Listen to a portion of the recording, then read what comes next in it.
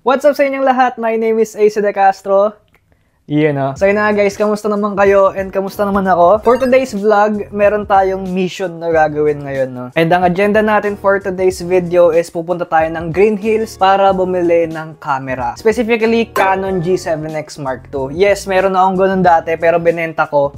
Pero kasi ngayon, kailangan ni Edlin ng digital camera para makapag-take ng mga high quality photos. Yun talaga yung goal, no? Is pang picture lang talaga siya. Actually, marami naman to sa marketplace, eh. Marami naman pwedeng bilhin talaga sa online, sa Facebook, na mga pre-love na G7X Mark II. Pero ang problema kasi guys, sumikat pala siya sa TikTok nung mga few months ago. Ayan, may mga nagpa-trending sa TikTok. Hindi ko alam kung sino yung mga nagpapasikat na yan, no? Ayan, sumikat yung G7X Mark II, naging in demand ulit siya sa market. Well, hindi naman siya overrated, no? Deserve naman niya yung hype na meron siya ngayon kasi maganda talaga siya. Even though na medyo luma na yung digital camera na yun, no? Eh, paldo pa rin talaga. Maganda talaga siya sa pictures. Ako na nagsabi, ang ganda. Tapos, portable pa.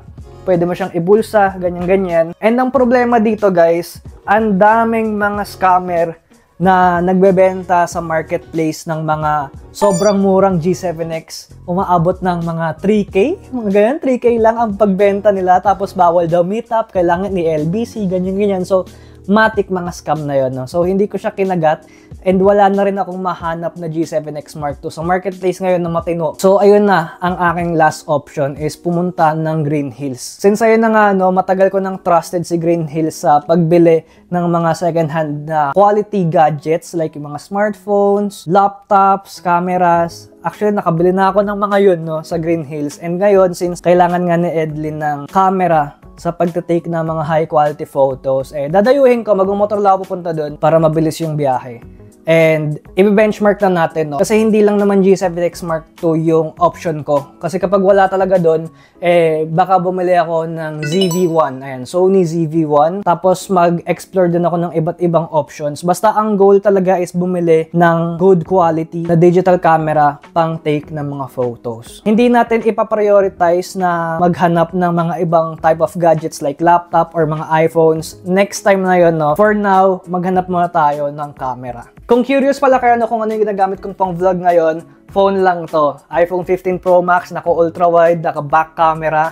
Tapos meron ako ditong microphone. Sa vlogging, ganito na yung ginagamit ko kasi high quality naman na yung camera ng phone sa pag-vlog. Pero sa photos kasi, iba pa rin talaga yung quality ng mga digital cameras, mga mirrorless, mga DSLRs. Punta tayo ngayon doon para makita natin kung magkano lang yung mga camera ngayon. So yeah, let's go!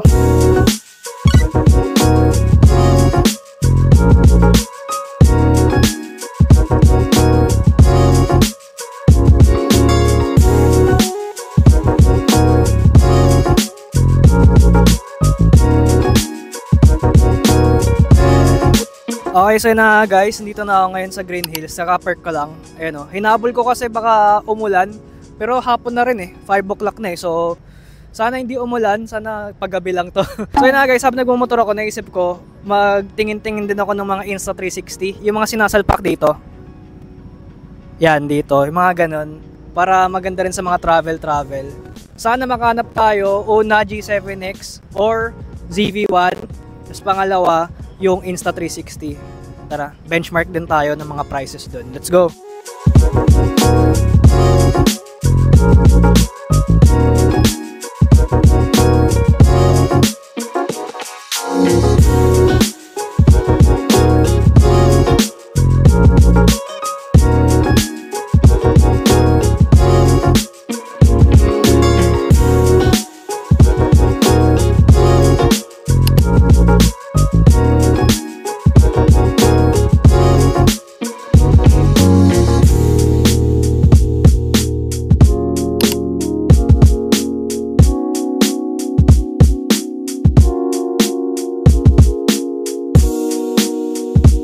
Okay, so yun na guys. Tapos na ako maghanap-hanap and nakabili na rin ako.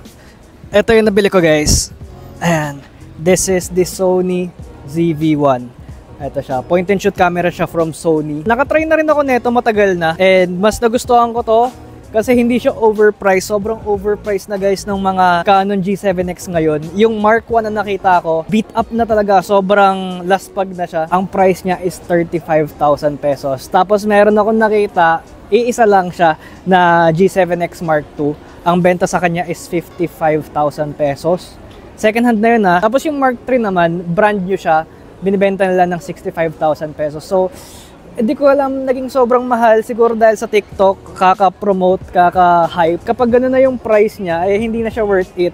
So, etong ZV-1 kasi, nabili ko siya for only 33,000 pesos. And ang nagustuhan ko lang dito is mas marami kang mako-control yung sa smooth skin niya. Tapos kapag nag-video ka yung product showcase, yung nag-focus agad yung pinapakita mo, parang ganon. Ang ayaw ko lang dito is yung flash. Wala siyang flash. Kaya bibilhan ko lang to ng external na flash guys. Yung sinasalpak lang dito. Pero overall, mas better siya para sa akin kesa sa G7X Mark II. Mas manipis rin siya guys, ayan o. And mas minimalist din yung kanyang itsura. Mas madali din siyang mag-connect sa smartphone. Nakalibre pa ako ng 64 gig na storage. Sinama na ni Kuya. And ayun, feel ko okay na rin to sa 33,000. Hindi na rin siya sobrang laspag ng itsura. Compared talaga dun kanina, grabe yung G7X, ang lala. Tapos nag-check na rin ako ng mga Insta360. Nasa around 30k pa siya, ganun. So next time na lang pala yun, nakala ko sobrang mura lang niya. Siguro kapag 20k po ba, papalagang ko. Pero 30k, so next time na lang yun. Eto muna. Pala guys, no, kung tatanungin nyo saan ako bumili, ang store na pinagbilang ko is Rare Finds. Ayan, ito yung pangalan niya. Makatarungan si Kuyang magpresyo sa akin and marami rin siyang binigay na freebies sa akin even though na second hand tong unit na to. Even though na walang box, ayun, parang bumawi siya sa mga SD cards, ganyan-ganyan. Then sa wind muff, ganun. Kaya okay na rin, good deal na rin siya guys. Goods niya yung unit guys, hindi mukhang second hand. Kung maghanap kayo ng mga point and shoot cameras for photo, isa to sa mga may recommend ko. Kailangan nyo lang talaga nung external na flash kung gusto nyo ng mga photo sa mga madidilim, ganyan-ganyan. Medyo hindi ko na i-recommend na bumili kayo ng G7X for photos kasi sobrang hype na talaga siya. Overpriced na talaga siya. Sobrang overpriced na siya. Kaya yeah. Siguro pag bumalik sa presyo, ayan, may recommend ko ulit. Kapag around 20k ulit yung price niya. Kasi dati nagka G7X ako pero ganyan lang yung ano niya eh. Ganyan lang yung market value niya eh. 20k.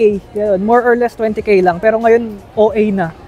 Yeah. Okay, so yun na guys. So, uwi na ako dahil nakabili naman na tayo. Sana may natutunan kayo dito sa video na to. At kung nagustuhan tong video na to guys, leave a like, leave a comment, share sa mga tropa nyo, and don't forget to subscribe sa akin channel for more AC Castro vlogs and tech videos. Next time na punta natin dito sa Green Hills, sana makabili na ako ng mga action cam na pang motor. Sana. And yun lang. Peace!